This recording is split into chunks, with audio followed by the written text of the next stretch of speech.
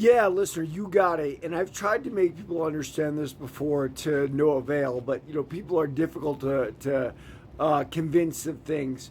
But liken it to football, right? The '70s Steelers were an absolutely awesome team, weren't they? Right? Could they beat the worst team in the NFL today? No, they couldn't even come close. Like they look like a Pee Wee midget league team against professionals. And so it goes for fighting as well. Now, boxing had a real hard time adopting this, mainly because of weight, right? Like this. Well, they're both heavyweights, as if that meant something. I mean, but let's think about what heavyweight means. I mean, Rocky Marciano was what 189 pounds, right? And Vladimir Klitschko and Vitaly Klitschko are what six.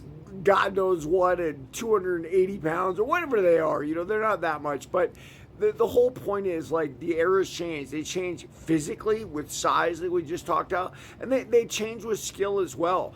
Now, I think one of the things that maybe puts Volk above Jose Aldo, because Jose Aldo did amazing things in his time too. Granted, it was the pioneer times, and that's the time to become great, if you will, where your holes aren't so obvious. Chuck Liddell is a glaring example. Chuck had some skills, like disparate set of skills, from being a Cal Poly wrestler to always being a martial artist to kickboxing a little bit, to where when MMA came around, he was good, but there were certain things he lacked, right? It's why Jeremy Horn submitted him with an arm triangle choke, right? He didn't have that part of it down, and he admitted later, he's like, I didn't even know what he was doing.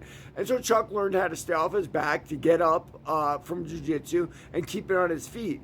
Jose Aldo, a brutal leg kicker in his time as featherweight champion. What happens when he revamped himself as a bantamweight? You rarely see him go for the legs. Even when his corner's begging, I think he was fighting Rob Font. The corner's like, it's open, and he did it once, and he wouldn't go back to it. I can only imagine why. Maybe his body's more fragile down there. When he had the drugs in his system, maybe he felt more comfortable launching those leg kicks. I don't know. Maybe he got injured in practice.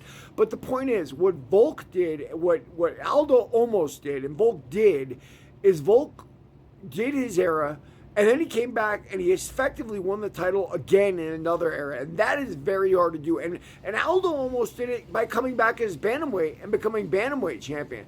So both of them are absolutely incredible fighters. I hate picking between them, but that era thing is the most important element when you're talking about greatest of all time. It's very subjective, right? It's like judging a fighting match to begin with, right? Whether it's MMA or boxing, how we score, what we like plays into it, right? And that's how we choose pound for pound guys too. Who do I like best? I like them all, man. Read my book, Warrior of the Light.